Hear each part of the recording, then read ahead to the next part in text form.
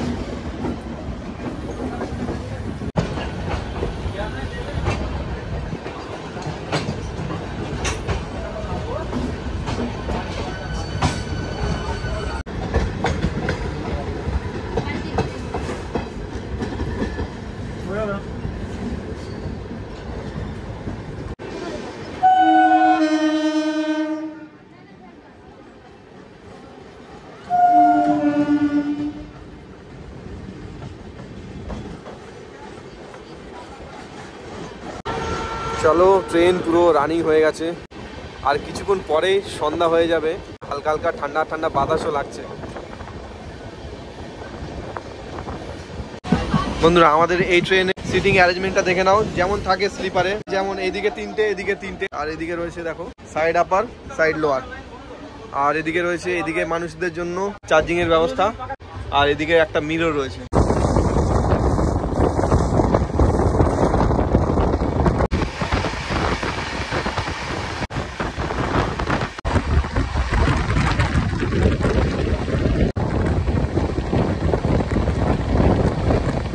1234 Howrah to Guwahati Saraighat এক্সপ্রেসের ওয়াশরুমগুলো তোমাদেরকে একটু দেখায় কেমন। এখানে উঠেই রয়েছে বেসিন, আপাতত জল পড়ছে, এদিকে একটা ক্লিন মিরর রয়েছে, আর এদিকে হচ্ছে ঢুকেই প্রথমেই বন্ধুরা খিল দিতে হবে, ঠিক আছে, এরকমভাবে খিল দিতে হবে। আর এই দেখতে পাচ্ছ মিররটা মোটামুটি ক্লিন, আর এদিকে জল পড়ছে, আর নিচের দিকটা আমি আর দেখালাম না, মোটামুটি ক্লিন আছে। আশা করা যায় পুরো জার্নিটাই ক্লিন থাকবে, ঠিক আছে।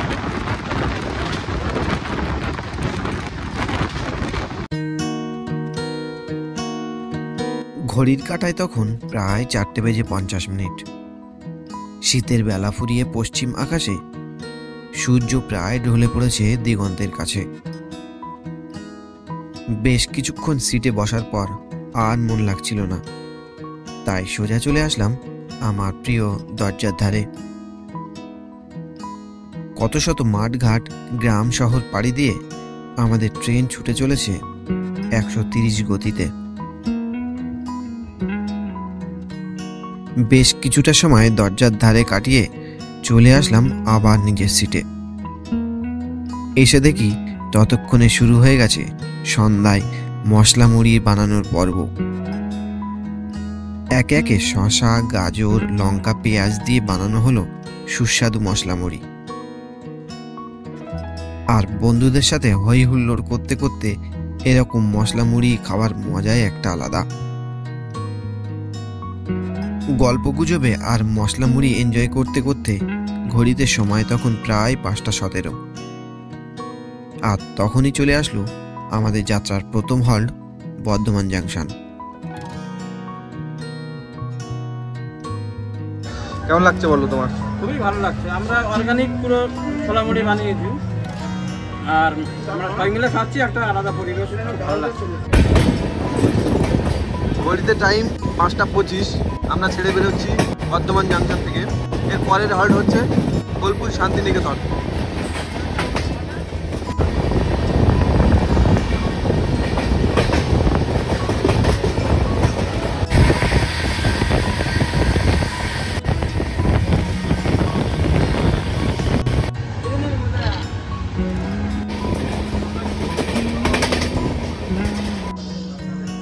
ঘড়িতে সময় 6:06, আর আমাদের ট্রেন এসে পৌঁছালো বর্ধমানের পরের স্টেশন বোলপুর শান্তিনিকেতন। আর এখানে আমাদের ট্রেন এসে পৌঁছানোর কথা ছিল 5:58, মানে ওই 8 মিনিট মতো ডিলেতে ট্রেন এসে পৌঁছালো। 2 মিনিটের হল ছেড়ে আমাদের ট্রেন এখন ছেড়ে বেরোচ্ছে বোলপুর রেলওয়ে স্টেশন থেকে। 1 নম্বর প্ল্যাটফর্মে ঢুকেছিল আমাদের এই ট্রেন।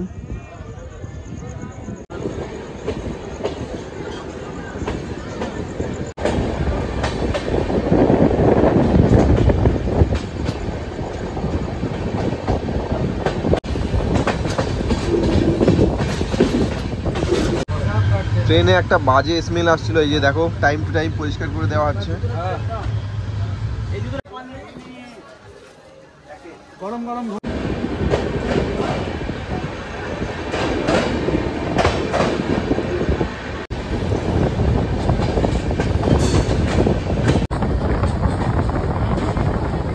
টাইম হচ্ছে ঘড়িতে 8:33, আর আমাদের ট্রেন এসে পৌঁছালো নির্ধারিত টাইম থেকে মোটামুটি 7-8 মিনিট আগে নিউ ফারাক্কা জাংশনে।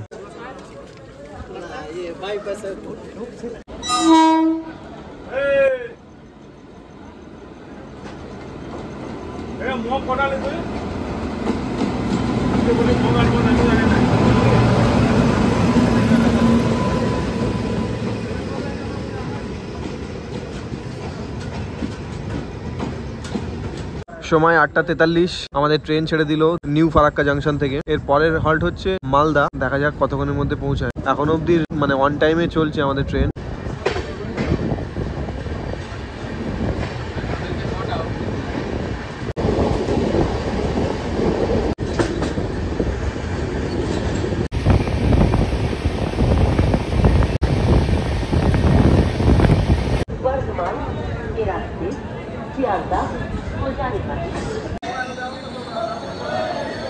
ঘড়িতে সময় হচ্ছে 9:15, আর আমরা এসে পৌঁছালাম মালদা টাউন রেলওয়ে স্টেশন। যতই এদিকে যাচ্ছি মানে এনজিপির দিকে যাচ্ছি ততই ঠান্ডা বেশি। পরে নিয়েছি, এটা একটু অনেকটা ঠান্ডা আমার আটকে দিচ্ছে। ঘড়িতে টাইম 9:40 আর আমাদের ট্রেন ছেড়ে দিল মালদা টাউন রেলওয়ে স্টেশন থেকে। এর পরের হল্ট হচ্ছে বিহারের কিষানগঞ্জ, যেটা আসবে 11:41।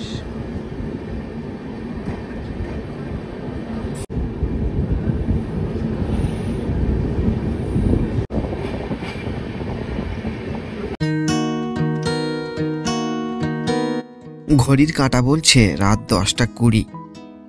তাই আর বিলম্ব না করে সবাই মিলে বসে পড়লাম বিরিয়ানি নিয়ে। আমার প্রত্যেক জার্নিতে রাতের জন্য মা খাবার বানিয়ে দেয়, কিন্তু এবার বন্ধুরা বলল বিরিয়ানি খাবে, তাই নিউ আর্সেলান থেকে বিরিয়ানি নিয়েছিলাম। আর সত্যি কথা বলতে আইআরসিটিসির খাবার দিন দিন যা অবনতি হচ্ছে, তার থেকে শতগুণ ভালো এই নিউ আর্সেলান বিরিয়ানি। যাই হোক, রাতের খাওয়া দাওয়া পর্ব শেষ করে ঘুমিয়ে গেলাম সকাল সকাল ওঠার জন্য। সকালে যখন ঘুম ভাঙল তখন দেখি আমাদের ট্রেন এসে পৌঁছেছে new Bongaigaon junction. Good morning সবাইকে। এখন সময় হচ্ছে সকাল 6:36 আর আমরা এসে পৌঁছালাম নিউ বনগাইগাঁও জংশন। ট্রেন আমাদের আধা ঘন্টা লেটে চলছে। এখানে ট্রেন পৌঁছানোর কথা ছিল 6:05, এখন বাজে 6:36, মানে 31 মিনিট লেটে আমাদের ট্রেন চলছে। এর পরের স্টেশন হচ্ছে কামাখ্যা জাংশন। টাইম রয়েছে কামাখ্যা জাংশনে 9:43। তারপরে হচ্ছে গুয়াহাটি। তো রাত্রের দিকে ভালোই ঠান্ডা লাগছিল, এখন মোটামুটি ঠিক আছে। আর রাত্রের দিকে যতই রাত বেড়েছে ততই মানে স্লো হয়ে গেছে ট্রেনটা, ওই জন্য লেটে চলছে। ঘড়িতে সময় হচ্ছে 6:57 আর আমাদের ট্রেন এখানে 2 মিনিটের হল্ট ছিল, কিন্তু 20 মিনিটের হল্ট ছেড়ে বেরোচ্ছে।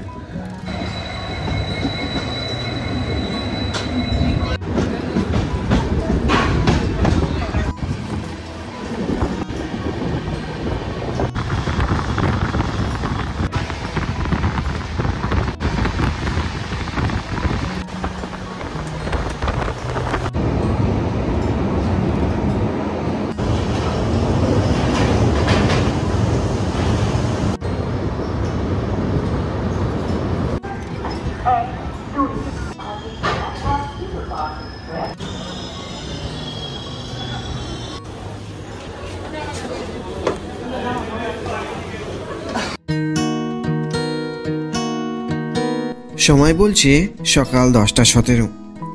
হাওড়া থেকে 997 কিলোমিটার পথ অতিক্রম করে আমরা অবশেষে চলে আসলাম গৌহাটি স্টেশনে। আর এখান থেকে শুরু হবে আমাদের মেঘালয় শিলং ট্যুর। বলা বাহুল্য, নর্থ ইস্টের যতগুলো ট্রেন হাওড়া কিংবা শিয়ালদা থেকে ছাড়ে তার মধ্যে এই সরাইঘাট এক্সপ্রেস হচ্ছে সবচেয়ে ফাস্টেস্ট ট্রেন। তাই ট্রেন নিয়ে কোনো কথা হবে না। গুয়াহাটি স্টেশনে আমাদের এই ট্রেন এসে পৌঁছেছিল 1 নম্বর প্ল্যাটফর্মে।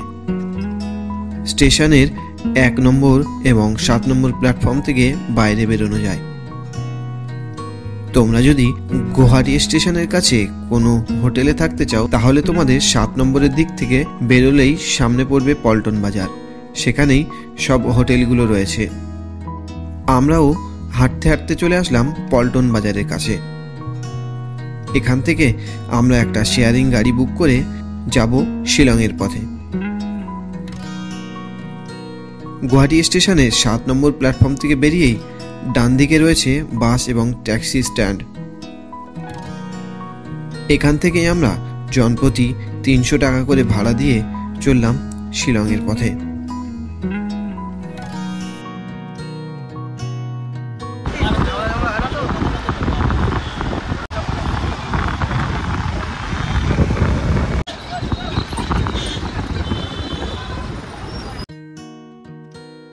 এখন আমরা রয়েছি আসামে, আর একটু পরেই প্রবেশ করব মেঘালয় রাজ্যে।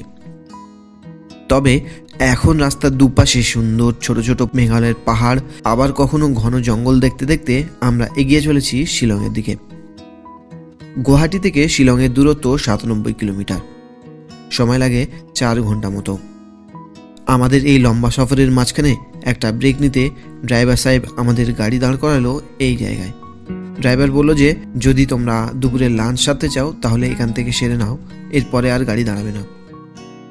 পাহাড়ি রাস্তায় কিছুটা জার্নি করার পর মাথাটা ভীষণ চক্কর দিচ্ছিল, তাই আমি আর লাঞ্চ করলাম না। এখানে বিক্রি হচ্ছিল আনারস, এখান থেকে একটা আনারস কেটে খাচ্ছিলাম। আর তোমরা জানো যে মেঘালয়ে প্রচুর পরিমাণ আনারস চাষ করা হয়। যাই হোক, কিছুটা সময় এখানে কাটিয়ে আমরা আমাদের যাত্রাপর্ব আবার শুরু করলাম। এখান থেকে আর মাত্র 2 ঘন্টা লাগবে শিলং পৌঁছাতে। যেতে যেতে দেখলাম কৃত্রিম নির্মিত ওমিয়ম লেক এবং ছবির মতো সব জায়গা।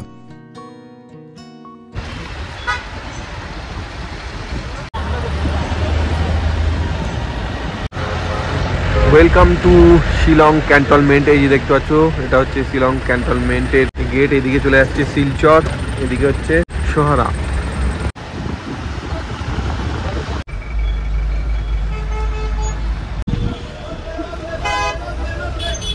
ঘড়িতে সময় হচ্ছে 2:36। আমরা ফাইনালি চলে আসছি মেঘালয়। এই যে সেন্টার পয়েন্ট, এটা দেখতে পাচ্ছ কত মানুষজন।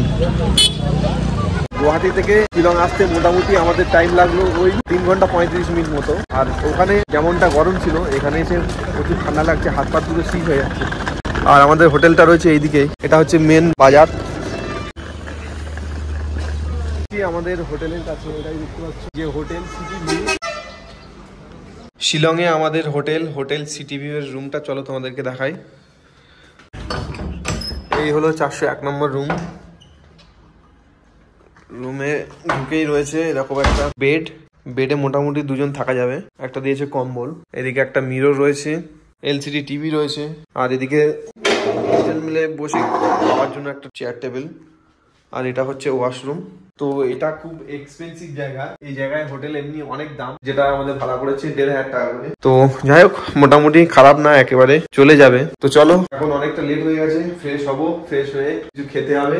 দেখা হচ্ছে আবার বেরিয়ে তোমাদের সাথে।